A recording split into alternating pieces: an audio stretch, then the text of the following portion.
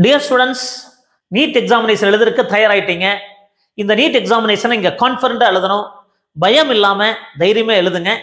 நீங்கள் எதிர்பார்த்த மார்க் கிடைக்கிறக்கு, நீங்கள் எதிர்பார்த்த கல்லூரி கிடைக்கிறக்கு எங்கள் சேனல் சார்பாக மனமார்ந்த வாழ்த்துக்களை தெரிவித்துக் கொள்கிறோம். இந்த நீட் எக்ஸாமினேஷனில் எப்படி எழுத போகிறோம்? OMR சீட்டை நீங்கள் ஷேர் பண்ணுவீங்க.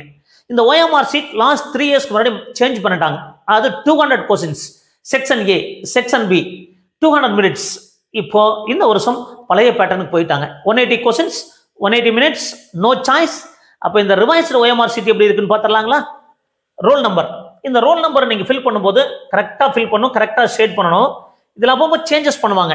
அது பாருங்க, 1 2 3 4 5 6 7 8 9 0, சம்டைம்ஸ் 0 மேலே வரும். இதில் கரெக்டாக நீங்கள் செட் பண்ணணும்.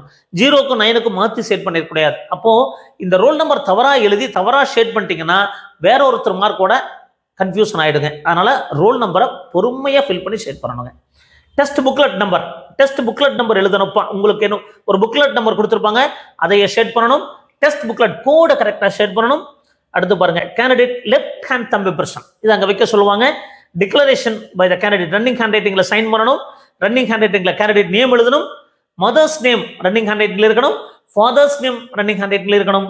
Signature of invigilator with time, first morning, அது உள்ள மார்னிங் இல்லை, அது எக்ஸாமினேஷன் ஸ்டார்டிங் அப் ஒருக்கா சைன் பண்ணுவாங்க.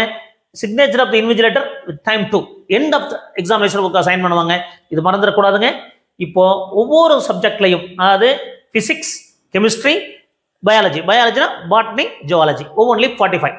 அப்போ பிசிக்ஸில் 45 இருக்கும், கெமிஸ்ட்ரியில் 45 இருக்கும், பயாலஜியில் 90 கொஸ்டின்ஸ் வருங்க. இது ஆர்டர் ஒவ்வொருத்தருக்கும் மாறும், ஒவ்வொரு இதுலையும் மாறுங்க.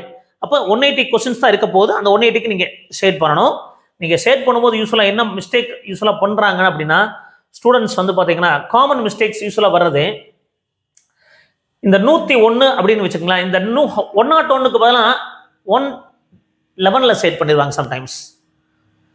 இந்த ஷேடிங் சேஞ்ச் பண்ணிடுறது அவசரத்தில். அப்போது இந்த ஷேடிங் கரெக்டாக நீங்கள் பபுள் பண்ணணும். கரெக்டான கொஸ்டினுக்கு கரெக்டான பிளேஸில் நீங்கள் ஆன்சரை பண்ணணும்.